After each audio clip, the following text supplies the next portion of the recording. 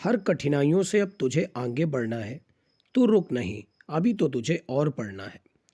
नमस्कार दोस्तों, मैं वैभव विवेकानंद स्टडी सेंटर के online platform success with VSC में आप सभी का तहे दिल से स्वागत करता हूं। आज है 7 फरवरी 2023। तो आज की क्या है इम्पोर्टेंट करंट अफेयर, विस्तार से पढ़ेंगे। मैं आपको बता दूं, इस करंट अफेयर को पढ़ाने का उद्देश्य आपके सारे एग्ज़ाम को क्लियर कराना है। जो भी एग्ज़ाम ऐसे होते हैं जिनमें करंट अफेयर के क्वेश्चन और जीके के क्वेश्चन ढेर सारे आते हैं, उनके लिए ये क्लास बहुत ही ज़्यादा उपयोगी है। शुरू करेंगे आज की पहली न्यूज़ के साथ, लेकिन उससे पहले जितने भी लोग जुड़े हुए हैं लाइक बटन पर प्रेस कर दें और दोस्तों के साथ एक एक बार शेयर ज़रूर कर दें। जितने भी लोग चैनल के साथ पहली बार जुड़ रहे हैं सब्सक्राइब पर प्रेस कर दें, जिससे वो चैनल के साथ जुड़कर चैनल से मिलने वाली डेली वीडियोस का लाभ उठा सके। शुरू करते हैं आज की पहली इंपॉर्टेंट करंट अफेयर के साथ। पहली न्यूज़ है, कर्नाटक के तुमकुरू में एशिया का सबसे बड़ा हेलीकॉप्टर कारखाना खोला गया है। तो प्रधानमंत्री जी ने तुमकुरू में हिंदुस्तान एरोनॉटिक्स लिमिटेड यानी HAL के हेलीकॉप्टर कारखाने का उद्घाटन किया है। यह हेलीकॉप्टर फैक्ट्री एशिया की सबसे बड़ी हेलीकॉप्टर निर्माण सुविधा में मदद करेगी। शुरुआत में लाइट यूटिलिटी हेलीकॉप्टर का उत्पादन करेगी। लाइट कॉम्बैक्ट हेलीकॉप्टर और भारतीय मल्टी रोल हेलीकॉप्टर के निर्माण के साथ साथ भविष्य में उनकी मरम्मत और ओवरहाल के लिए कारखाने का विस्तार किया जाएगा। तो आज की पहली न्यूज़ क्या आपको क्लियर हो गई है? फिर से देख लीजिए कि कर्नाटक के तुमकुरू में एशिया का सबसे बड़ा हेलीकॉप्टर कारखाना खोला गया है और एशिया का सबसे बड़ा है, इसलिए और भी ज़्यादा इम्पॉर्टेंट है। किसके सहयोग से खोला गया है? तो HAL यानी हिंदुस्तान एरोनॉटिक्स लिमिटेड के सहयोग से। अब यहाँ पर HAL की बात आई है, तो आइए HAL के बारे में एक एक इन्फॉर्मेशन जान लेते हैं। HAL एक भारतीय राज्य के स्वामित्व वाली एरोस्पेस और रक्षा कंपनी है। 23 दिसंबर 1940 को स्थापित हुई थी। HAL दुनिया के सबसे पुराने और सबसे बड़े एरोस्पेस और रक्षा निर्माताओं में से एक है। मुख्यालय पड़ता है बेंगलुरु में। ठीक है गाइस, उम्मीद करता हूँ ये न्यूज़ आपको अच्छे से क्लियर हो गई होगी। कुछ और पॉइंट की बात करें तो HAL रक्षा मंत्रालय के तहत काम करती है। इसने भारतीय वायुसेना के लिए तेजस लाइट कॉम्बैक्ट एयरक्राफ्ट और लाइट कॉम्बैक्ट हेलीकॉप्टर, उन्नत लाइट हेलीकॉप्टर आदि को बनाया हुआ है। इसके वर्तमान में अध्यक्ष कौन है? तो याद रखिए, इसके वर्तमान में अध्यक्ष हैं R माधवन। ठीक है गाइस, तो न्यूज़ एक बार फिर से देख लीजिए आप लोग। कर्नाटक के तुमकुरू में एशिया का सबसे बड़ा हेलीकॉप्टर कारखाना खोला गया है। इंपॉर्टेंट इसलिए है क्योंकि एशिया का सबसे बड़ा है। किसके द्वारा निर्मित है? तो हिंदुस्तान एरोनॉटिक्स लिमिटेड यानी HAL ने इसका निर्माण किया है। हमने HAL के बारे में भी जान लिया कि एक भारतीय राज्य के स्वामित्व वाली एरोस्पेस और रक्षा कंपनी है। 23 दिसंबर 1940 को स्थापना हुई। बेंगलुरु में हेडक्वार्टर है। रक्षा मंत्रालय के अंतर्गत काम करती है। अध्यक्ष है R माधवन। तो रक्षा मंत्री कौन है? राजनाथ सिंह। तो ये बताइए वित्त मंत्री कौन है? ये तो बड़ा ही कॉमन क्वेश्चन है। निर्मला सीतारमण। ठीक है, जिन्होंने इस बार बजट भी पेश किया है 1 फरवरी को। उम्मीद करता हूँ पहली न्यूज़ अब आपको अच्छे से क्लियर हो गई होगी। हम बढ़ते फिलहाल आज की अगली न्यूज़ की तरफ। अगली न्यूज़ है ग्रैमी पुरस्कारों से। तो ग्रैमी पुरस्कार जो कि वर्तमान समय में दिए गए हैं, 3 बार ग्रैमी जीतने वाले इकलौते जीवित भारतीय बने हैं रिकी केज। तो बेंगलुरु के संगीतकार हैं रिकी केज, जिन्होंने हाल ही में तीसरी बार ग्रैमी पुरस्कार जीता है। संयुक्त राज्य अमेरिका में लॉस एंजल्स में आयोजित हुआ 65वां वार्षिक ग्रैमी अवार्ड में स्टीवर्ट कोपलैंड के साथ उनके एल्बम डिवाइन टाइट्स के लिए उन्हें यह पुरस्कार मिला है। तो याद रखिएगा गाइस कि 3 बार ग्रैमी जीतने वाले इकलौते जीवित भारतीय बने हैं रिकी केज। और 65वां जो वार्षिक ग्रैमी अवार्ड है, ये अमेरिका के लॉस एंजल्स में आयोजित किया जा रहा है। स्टीवर्ट कोपलैंड के साथ उनके एल्बम डिवाइन टाइट्स के लिए उन्हें इस अवार्ड से सम्मानित किया गया है। अब इम्पॉर्टेंट फैक्ट के अंदर कुछ और पॉइंट भी जानेंगे। रिकी ग्रैम पुरस्कार जीतने वाले भारत के सबसे कम उम्र के व्यक्ति भी हैं और पुरस्कार जीतने वाले केवल चौथे भारतीय हैं, यानी इससे पहले 3 लोगों ने केवल ग्रैमी पुरस्कार को जीता है। 2015 में उन्होंने अपना पहली ग्रैमी बार ग्रैमी पुरस्कार को जीता था। ठीक है गाइस, अब ग्रैमी पुरस्कारों से रिलेटेड कुछ पॉइंट की बात करेंगे। आखिर ग्रैमी अवार्ड जो 2023 में दिए गए हैं, इसमें कौन कौन विजेता रहा है, आइए एक एक पॉइंट को अच्छे से डिटेल डिस्कशन के तहत जानेंगे। तो याद रखिए 65वें नंबर का है ग्रैमी पुरस्कार, जो कि 5 फरवरी को लॉस एंजल्स संयुक्त राज्य अमेरिका में आयोजित किया गया है। रिकॉर्ड ऑफ द ईयर मिला है लिजो को। एल्बम ऑफ द ईयर मिला है हैरी स्टाइल्स को, हैरीज हाउस के लिए। सॉन्ग ऑफ द ईयर रहा है लिजो, अबाउट डेमन टाइम। ठीक है guys, best new artist Samara Joy को मिला है। इसके अलावा best pop solo performance Bonnie Raitt ने जस्ट लाइक दैट के लिए जीता है। बेस्ट पॉप डुओ समूह प्रदर्शन सैम स्मिथ और किम पेट्रॉस ने अनहोली के लिए जीता है। ये सारे पॉइंट आपको लर्न करने पड़ेंगे। हाँ जी, आप सही सुन रहे हैं। अब आप बोलेंगे सर इतने सारे पॉइंट कैसे याद होंगे? मल्टीपल टाइम रिवीजन करेंगे आप तो आपको सारे पॉइंट लर्न हो जाएंगे, क्योंकि एग्जाम में कौन सा पॉइंट इसमें ऐसे आ जाए कोई भरोसा तो है नहीं।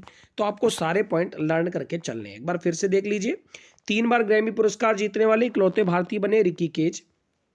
और हम लोगों ने जाना पुरस्कार record of the year Lizzo को मिला। Album of the year Harry Styles Harry's House के लिए। Song of the year Lizzo को मिला, about damn time. Best new artist Samara Joy को मिला। Best pop solo performance Bonnie Raitt ने just like that के लिए जीता। बेस्ट पॉप समूह वाला प्रदर्शन सैम स्मिथ और किम पेट्रॉस ने अनहोली के लिए जीता। कहाँ पर आयोजित हुआ है? तो लॉस एंजल्स अमेरिका में आयोजित हुआ है। कुछ और इंपॉर्टेंट पुरस्कारों की बात करें तो best dance electronic recording Beyonce को मिला है ब्रेक माई सोल के लिए। Best rock song Brandi Carlile को मिला है ब्रोकन हॉर्सेस के लिए। Best rock album Ozzy Osbourne को मिला है पेशेंट नंबर 9 के लिए। Best country solo performance Willie Nelson को मिला है लिव फॉर एवर के लिए। बेस्ट कंट्री डुओ परफॉर्मेंस मिला है कार्ली पियर्स और एस्ले मैकब्राइड को never wanted to be that girl के लिए। बेस्ट कंट्री सॉन्ग मिला है कोडी जॉनसन को टिल यू कॉन्ट के लिए। उम्मीद करता हूं अब आपको ग्रैमी अवार्ड क्लियर हो गए होंगे। तो कैसे याद होंगे? तो जल्दी से एक एक बार स्क्रीनशॉट सारे लोग लेंगे। मैं एक एक स्लाइड में रुक जाऊंगा। सबसे पहले इस स्लाइड का आप लीजिए जल्दी से। उम्मीद करता हूं आपने स्क्रीनशॉट ले लिया होगा। आगे बढ़ते हैं, फिर से लीजिए स्क्रीनशॉट। आई होप गाइस आपने फिर से स्क्रीनशॉट ले लिया होगा। अब लीजिए इस स्लाइड का स्क्रीनशॉट। Okay guys, done. आप जल्दी से इस स्लाइड का स्क्रीनशॉट लीजिए। ओके गाइस, इस स्लाइड का स्क्रीनशॉट लीजिए। ओके, और इस स्लाइड का स्क्रीनशॉट लीजिए। ये सारे स्क्रीनशॉट आपने अगर ले लिए हैं तो इन सारे पॉइंट को आप मल्टीपल टाइम रिवीजन करिए, क्योंकि बहुत ही ज़्यादा इंपॉर्टेंट है। कोई क्वेश्चन, कोई करंट अफेयर का क्वेश्चन कितना ज़्यादा इंपॉर्टेंट है, ये तो आपकी जब परीक्षा होती है तभी आपको पता चलता है। और फिर जब परीक्षा होकर आती है तो यहीं पर आकर आप कमेंट के नीचे कमेंट कॉलम में आप कहते हैं कि सर आपकी क्लास में पढ़ाया हुआ सब कुछ आया। इसीलिए मैं बोलता हूँ कि पहले से अपनी तैयारी ऐसी रखिए कि आपका एक भी क्वेश्चन गलत ना हो। बढ़ते फिलहाल अगली न्यूज़ की तरफ। अगली न्यूज़ है EAC-PM के सदस्य के रूप में नियुक्त किया गया है समिका रवि को। तो समिका रवि को प्रधानमंत्री EAC-PM के आर्थिक सलाहकार परिषद के सदस्य के रूप में नियुक्त किया गया है। वह एक अर्थशास्त्र की प्रोफेसर और शोधकर्ता हैं और वर्तमान में ब्रुकिंग्स इंस्टीट्यूशन वाशिंगटन DC में गवर्नेंस स्टडीज प्रोग्राम की अनिवासी वरिष्ठ फेलो भी हैं। तो याद रखिए नाम, अर्थशास्त्री विवेक देबोराय की अध्यक्षता वाली EAC-PM में वर्तमान में 1 सदस्य और 6 अंशकालिक सदस्य हैं। तो याद रखिएगा न्यूज़, समिका रवि को EAC-PM के सदस्य के रूप में नियुक्त किया गया है। इंपॉर्टेंट अपॉइंटमेंट है गाइस, आपको याद रखना पड़ेगा। तो क्या आप जानते हैं हमारे देश के जो प्रधानमंत्री होते हैं इनके पास अंतरिक्ष का भी मंत्रालय होता है? क्या आप जानते हैं? अगर आप नहीं जानते थे तो आप जान लीजिए इस पॉइंट को। ठीक है, तो ये न्यूज़ आपके लिए बहुत ही ज़्यादा इंपॉर्टेंट रहेगी कि EAC-PM के सदस्य के रूप में नियुक्त किया गया है समिका रवि को। उम्मीद करता हूं न्यूज़ क्लियर हो गई होगी। अब बात करते हैं प्रधानमंत्री की आर्थिक सलाहकार परिषद यानी EAC-PM के बारे में। तो EAC-PM भारत सरकार को विशेष रूप से प्रधानमंत्री को आर्थिक और संबंधित मुद्दों पर सलाह देने के लिए गठित किया गया एक स्वतंत्र निकाय होता है। यह स्व प्रेरणा से या प्रधानमंत्री या किसी अन्य के संदर्भ में मुद्दों को भी उठा सकता है। परिषद तटस्थ दृष्टिकोण से भारत सरकार को प्रमुख आर्थिक मुद्दों को उजागर करने का कार्य करती है। नीति आयोग इसकी नोडल एजेंसी के रूप में कार्य करता है। तो यहाँ आपने प्रधानमंत्री की आर्थिक सलाहकार परिषद के बारे में भी जान लिया और आपने ये भी जान लिया कि प्रधानमंत्री की आर्थिक सलाहकार परिषद के रूप में नियुक्त किया गया है समिका रवि को। न्यूज़ क्लियर हो गई होगी। बढ़ते फिलहाल अगली न्यूज़ की तरफ। अगली न्यूज़ है, महिंद्रा फाइनेंस ने राउल रोबेलो को एमडी और सीईओ डेजिग्नेट नामित किया है। तो महिंद्रा फाइनेंस ने राउल रेबेलो को प्रबंध निदेशक और मुख्य कार्यकारी अधिकारी नामित किया है।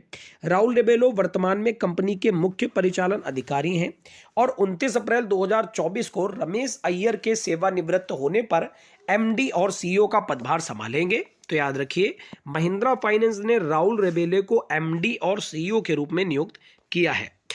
उन्होंने इससे पहले एक्सिस बैंक में 19 वर्षों तक सेवा करी, जहां वे कार्यकारी उपाध्यक्ष और rural lending and financial inclusion के प्रमुख थे। तो याद रखिए, नाम इंपॉर्टेंट बहुत ही ज़्यादा है फॉर बैंकिंग एग्जाम्स कि महिंद्रा फाइनेंस ने राउल रोबेलो को एमडी और सीईओ बनाया है। न्यूज़ क्लियर हो गई होगी। यहाँ पर बढ़ते अगली न्यूज़ की तरफ। आज बहुत सारे अपॉइंटमेंट हैं, आपको लर्न करने पड़ेंगे। अमेरिका में प्रमुख हाउस कमेटियों के सदस्य बने हैं भारतीय अमेरिकी व्यक्ति।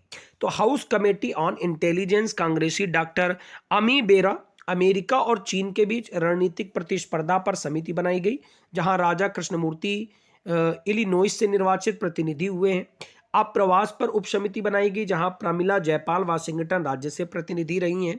तो याद रखिएगा न्यूज़, अमेरिका में प्रमुख हाउस कमेटियों के सदस्य बने हैं भारतीय अमेरिकी। कौन कौन सी? तो पहली हाउस कमेटी ऑन इंटेलिजेंस, जिसमें कांग्रेसी बने डॉक्टर अमी बेरा। अमेरिका और चीन के बीच रणनीतिक प्रतिस्पर्धा पर जो समिति बनी, इसमें राजा कृष्णमूर्ति। और अप्रवास पर जो उप समिति बनी है, इसमें प्रमिला जयपाल वाशिंगटन राज्य से प्रतिनिधि बनी है। इसके अलावा मातृभूमि सुरक्षा और लघु व्यवसाय पर जो समिति बनी है, इसमें श्री थानेदार मिशिगन से कांग्रेसी के रूप में नियुक्त हुई है। तो याद रखिएगा गाइस, एक बार इस न्यूज़ को आप जरूर पढ़ लीजिएगा। बढ़ते अगली न्यूज़ की तरफ। उससे पहले अमेरिका देश के बारे में जानेंगे। अमेरिका देश की बात करें तो 50 राज्यों का एक देश है, जो उत्तरी अमेरिका के विशाल क्षेत्र को कवर करता है और उत्तर पश्चिम में अलास्का और प्रशांत महासागर में स्थित हवाई भी यहीं पर पड़ता है। देश की स्थापना 4 जुलाई 1776 को हुई थी। नॉमिनल जीडीपी के हिसाब से बात करें तो अमेरिका दुनिया की सबसे बड़ी अर्थव्यवस्था है और क्रय शक्ति समानता के हिसाब से दूसरी सबसे बड़ी अर्थव्यवस्था है। राजधानी वाशिंगटन डीसी में पड़ती है। राष्ट्रपति जो बाइडेन है और उपराष्ट्रपति भारतीय मूल की कमला हैरिस है। क्या आप जानते हैं आयरलैंड में भी भारतीय मूल के इस समय प्रमुख व्यक्ति हैं? क्या नाम है उनका? लियो वराडकर। इसके अलावा ब्रिटेन में भी प्रधानमंत्री भारतीय मूल के हैं। क्या नाम है उनका? ऋषि सुनक। तो क्या आप जानते हैं मॉरिशस में भी प्रधानमंत्री भारतीय मूल के? अब उनका नाम तो आप बताएंगे कमेंट कॉलम में। हम बढ़ते हैं आज की अगली न्यूज़ की तरफ। अगली न्यूज़ है, गृह मंत्री ने झारखंड में नैनो यूरिया संयंत्र की आधारशिला रखी है। तो गृह मंत्री अमित शाह ने झारखंड के देवघर जिले के जसीडीह में 450 करोड़ रुपए के इफ्को नैनो यूरिया तरल उर्वरक संयंत्र की आधारशिला रखी है। भारतीय कृषक उर्वरक सहकारी लिमिटेड यानी इफ्को की यह 5वीं उर्वरक इकाई के रूप में होगी। याद रखिएगा, उर्वरक संयंत्र सालाना 6 करोड़ नैनो यूरिया की बोतलों का उत्पादन करेगा। झारखंड, बिहार, पश्चिम बंगाल और उड़ीसा के किसानों को उर्वरक की आपूर्ति करेगा। तो याद रखिएगा, हमारे गृह मंत्री अमित शाह जी ने झारखंड में नैनो यूरिया संयंत्र की आधारशिला रखी है। अब यहाँ पर बात आई है इफ्को की, यानी भारतीय किसान उर्वरक सहकारी लिमिटेड की। तो आइए इस पर कुछ बात करते हैं। इफ्को एक बहुराज्य सरकारी समिति है। ये पूरी तरह से भारत की सहकारी समितियों में स्वामित्व में आती है और उर्वरकों के निर्माण और विपणन का कारोबार करती है। मुख्यालय नई दिल्ली में है। 1967 में 57 सदस्यों के साथ शुरू हुई थी ये सहकारी समिति और आज प्रति व्यक्ति जीडीपी पर टर्नओवर के हिसाब से दुनिया की सबसे बड़ी सहकारी समिति बन गई है। तो याद रखिएगा, भारत की सबसे बड़ी उर्वरक निर्माता भी है। तो इफ्को के बारे में याद रखिएगा, क्योंकि दुनिया की सबसे बड़ी सहकारी समिति है। और उसी से न्यूज़ ये है कि गृह मंत्री साहब ने झारखंड में नैनो यूरिया संयंत्र की आधारशिला रखी है। बढ़ते फिलहाल अगली न्यूज़ की तरफ। अगली न्यूज़ है, छठे संघाई सहयोग संगठन यानी SAI लीडर्स मीट की मेजबानी करने जा रहा है कैग यानी controller and auditor general of India.